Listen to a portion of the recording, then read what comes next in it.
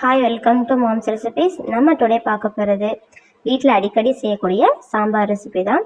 நம்ம channel moms recipes மறக்காமல் subscribe பண்ணிக்கோங்க, பெல் ஐக்கானையும் கிளிக் பண்ணிக்கோங்க. வாங்க இப்போது எப்படி செய்யலாம்னு பார்க்கலாம்.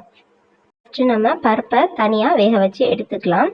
அதுக்கு நான் 200 கிராம் துவரம் பருப்பும் 2 ஸ்பூன் பாசி பருப்பும் எடுத்திருக்கேன். இதை நான் 1/2 அன் ஹவருக்கு முன்னாடியே நல்லா ஊறப்பட்டு வச்சுருந்தேன். அதை நல்லா ட்ரைன் பண்ணிவிட்டு வாஷ் பண்ணிவிட்டு ஒரு குக்கரில் சேர்த்துக்கோங்க. 5 பல்லு பூண்டு எடுத்து கட் பண்ணி சேர்த்துக்கோங்க. ஒரு சின்ன தக்காளியை 4ஆக கட் பண்ணி சேர்த்துக்கலாம். 5லேருந்து 6 சின்ன வெங்காயம் சேர்த்துக்கலாம். ஒரு பச்சை மிளகாயும் சேர்த்துக்குவோம். பருப்பு வேகிறதுக்கு தேவையான அளவு வாட்டர் சேர்த்துக்கலாம். மஞ்சத்தூள் ஒரு 1/4 டீஸ்பூன் சேர்த்துக்கலாம்.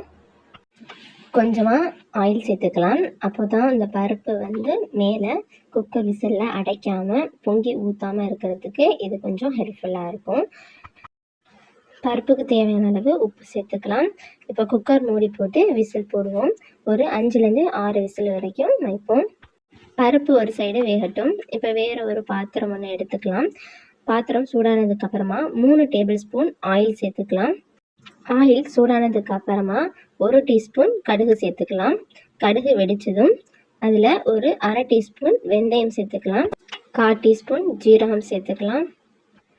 சின்ன வெங்காயம் 10லேருந்து 15 சேர்த்துக்குவோம்.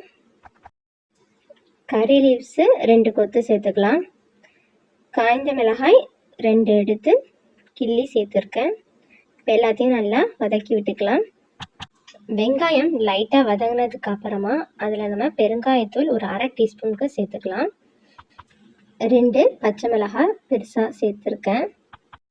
தக்காளி பெரிய தக்காளியாக இருந்தால் 1 எடுத்துக்கோங்க. சின்ன தக்காளியாக இருந்தால் 2 நைஸாக கட் பண்ணி சேர்த்துக்கோங்க. ஏற்கனவே நம்ம பருப்பில் மஞ்சத்தூள் சேர்த்ததுனால இந்த ஸ்டேஜில் லைட்டாக ஒரு 1/4 டீஸ்பூனுக்கு மஞ்சத்தூள் சேர்த்தா போதும். இப்போ சாம்பாருக்கு தேவையான காய்கறியெல்லாம் சேர்த்துக்கலாம். நான் ஒரு முருங்கைக்காய், ஒரு ஜவ்ஜவ்வு, ஒரு கேரட் எடுத்திருக்கேன். இந்த நீளத்தில் முருங்கைக்காவை சேர்த்துக்கோங்க. ஜவ்ஜவ் 1 கட் பண்ணியிருக்கேன். கேரட் நம்ம நீளமாகவும் கட் பண்ணிக்கலாம், இல்லை ரவுண்டாகவும் கட் பண்ணிக்கலாம். நீங்கள் வெவ்வேறு காய்கறி வேணாலும் சேர்த்துக்கலாம். அவரைக்காய், பீன்ஸு, உங்களுக்கு எந்த காய்கறி வேணுமோ அந்த காய்கறியை நீங்கள் சேர்த்துக்கலாம். இப்போ எல்லா காய்கறியும் சேர்த்துட்டு நல்லா மிக்ஸ் பண்ணி விட்டுடலாம். இப்போது காய்கறிக்கு தேவையான அளவு உப்பு சேர்த்துக்கலாம். இப்போ ஒரு 2 நிமிஷத்துக்கு பிளேட் போட்டு மூடி வைப்போம். 2 நிமிஷத்துக்கு அப்புறம் பிளேட்டை ஓப்பன் பண்ணதுக்கப்புறம் இதில் நம்ம மிளகாய்த்தூள் சேர்த்துக்கலாம். மிளகாய்த்தூள் 1 டீஸ்பூன் சேர்த்துக்கோங்க. இப்போ எல்லாத்தையும் மிக்ஸ் பண்ணி விட்டுட்டு சாம்பாருக்கு தேவையான அளவு வாட்டர் சேர்த்துக்கலாம். இப்போ ஒரு பிளேட் போட்டு ஒரு 7 மினிட்ஸுக்கு மூடி வைப்போம். 7 மினிட்ஸ் ஆச்சு. இப்போ நம்ம பிளேட்டை ஓப்பன் பண்ணி பார்க்கலாம். இப்போ காய்கறிலாம் வெந்திருக்கா என்னென்னு செக் பண்ணி பார்க்கலாம். காய்கறிலாம் நல்லா வெந்திருக்கு. இப்போ இந்த ஸ்டேஜில் நம்ம வேக வச்சுருந்தோம்ல பருப்பு, அது நல்லா வெந்திருக்கும். அதை நம்ம நல்லா மசிச்சு விட்டு இந்த ஸ்டேஜில் சேர்த்துக்கோங்க. எல்லாம் நல்லா சாம்பாரோட மிக்ஸ் ஆகிற மாதிரி மிக்ஸ் பண்ணி விட்டுக்கோங்க. உப்பு செக் பண்ணி பார்த்துட்டு பத்தலைன்னா சேர்த்துக்கோங்க. இப்போ ஸ்டவ்வை ஹை ஃப்ளேமில் வச்சு பிளேட் போட்டு நல்லா கொதி வர வரைக்கும் கொதிக்க விடுவோம். ஒரு 3 மினிட்ஸுக்கு பிளேட் போட்டு மூடி வைப்போம். இப்போ 3 மினிட்ஸுக்கு அப்புறமா நல்லா கொதி வந்துருச்சு. இந்த ஸ்டேஜில் நம்ம மாங்காய் சேர்த்துக்கலாம். நம்ம ஏன் மாங்காய் ஃபஸ்ட்டே சேர்த்துக்கல அப்படின்னா, அது அப்பயே சேர்த்தோம் அப்படின்னா மாங்காய் சீக்கிரமாகவே வெந்துடும், கரைஞ்சிரும். அதனால தான் நம்ம லாஸ்ட்டாக தான் மாங்காய்லாம் சேர்த்துக்கணும்.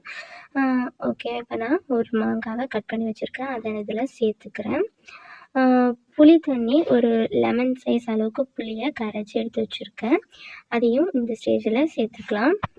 மல்லித்தூள் 1 டேபிள் ஸ்பூன் சேர்த்துக்குவோம்.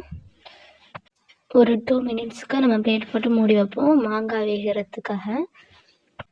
2 நிமிஷம் ஆச்சு. இப்போ நம்ம ஓப்பன் பண்ணி பார்க்கலாம். மாங்காய் நல்லா வெந்திருக்கு. இப்போ நம்ம ஸ்டவ்வை லோ ஃப்ளேமில் வச்சுட்டு மல்லி இலையை நிறையா சேர்த்துக்குவோம். ஒரு கை நிறைய எடுத்து இந்த ஸ்டேஜில் சேர்த்துக்குவோம். அவ்வளோதான், நம்மளுடைய சாம்பார் சூப்பராக ரெடியாக இருக்குது. நீங்களும் வீட்டில் ட்ரை பண்ணி பார்த்துட்டு எப்படி இருக்குன்னு மறக்காமல் கமெண்ட் பண்ணுங்கள்.